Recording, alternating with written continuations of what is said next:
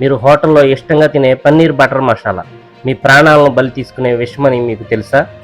ఒక్క చుక్క పాలు కూడా లేకుండా కేవలం యాసిడ్, పామాయిల్ పౌడర్తో పన్నీర్ తయారు చేస్తున్న కిరాతకుల గుట్టు రట్టయింది. అది డబుల్ ఇంజిన్ సర్కార్ నడుస్తున్న గుజరాత్లో. ఈ భయంకరమైన కల్తీ రాకెట్ వివరాలు వింటే మీరు షాక్ అవుతారు.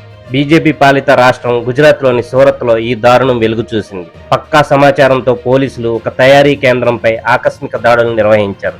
అక్కడ పాలు వాడకుండా పామాయిల్, మిల్క్ పౌడర్ మరియు ప్రమాదకరమైన ఇండస్ట్రియల్ యాసిడ్తో పన్నీర్ తయారు చేస్తున్నట్లు అధికారులు గుర్తించారు.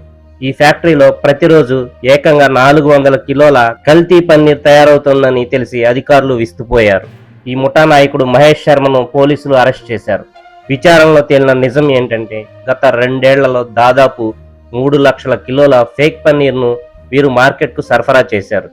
గుజరాత్లోని ప్రముఖ హోటళ్లు, రెస్టారెంట్లకు ఈ విషపూరిత పన్నీర్ చేరిపోయింది.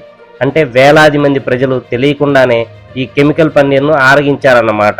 అభివృద్ధిలో దూసుకుపోతున్నామంటున్న డబుల్ ఇంజిన్ సర్కార్లో ఇలాంటి ప్రాణాంతక కల్తీలు జరుగుతుండటంపై విమర్శలు వెల్లువెత్తుతున్నాయి. ఆహార భద్రతలో అధికారుల వైఫల్యం స్పష్టంగా కనిపిస్తోంది.